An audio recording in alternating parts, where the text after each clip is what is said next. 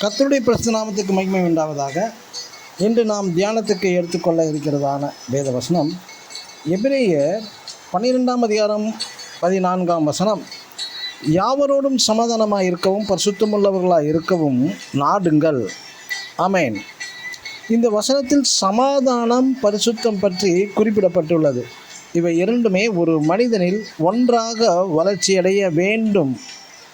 உதாரணமாக, தேவன் ஒருவன் தனது மனைவியிடமோ அல்லது கூட பிறந்த சகோதரியிடமோ சமாதானம் இல்லாமல் இருந்து அவன் தன்னை தேவ சபையில் நல்லதொரு விசுவாசி என்றும் பரிசுத்தமான் போன்றும் சபையில் சண்டே கிளாஸ் இருப்பதும் சபையில் மொழிபெயர்ப்பதும் சபை காரியங்களில் அனைத்தும் முன்னின்று நல்லோர் போல தன்னை காண்பிப்பது ஒரு போலியான பொய்யான ஒரு ஜீவியம் ஆகும்.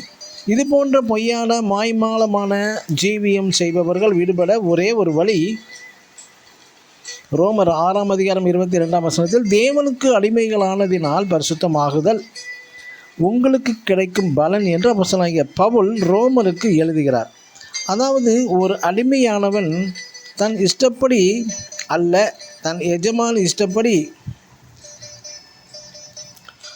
அவன் செய்ய முடியும். அதுபோல் நாமும் தேவனுடைய வார்த்தையாகிய வசனங்களுக்கு கீழ்ப்படிந்து நடக்கும்போது தேவன் நம்மிடத்தில் பல விதங்களில் பேசுகிறார். இப்படி தேவ வார்த்தைக்கு கீழ்ப்படிந்து அடிமையாக நடக்கும்போது மட்டுமே நாமே சமாதானமாய் வாழ பழக முடியும்.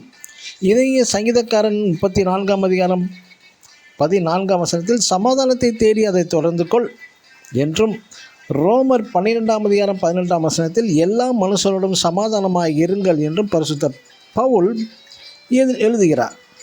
இப்படி வாழும்போது சமாதானமும் பரிசுத்தமும் சேர்ந்தே வளர்கிறது. எனக்கு அன்பான தேவனுடைய பிள்ளைகளை, நம்மில் தேவ சமாதானம் பரிசுத்த வாழ்க்கை ஒன்றாய் வளர நாம் செய்ய வேண்டியது, நம்மை கிறிஸ்துவுக்கு அடிமைகளாக்கினால், அதாவது வசனத்துக்கு கீழ்ப்படிந்து அப்படியே நடக்கும்போது மட்டுமே இரண்டுமே இணையாய் சேர்ந்து வளர்கிறது. நாமும் பரிசுத்தமாகவும் சமாதானத்துடன் வாழ எளிதாகிறது. 1 தெசலோனிக்கேயர் 5:23 சமாதானத்தின் தேவன் தாமே உங்களை முற்றிலும் பரிசுத்தமாக்குவாராக. ஆமென். God bless you.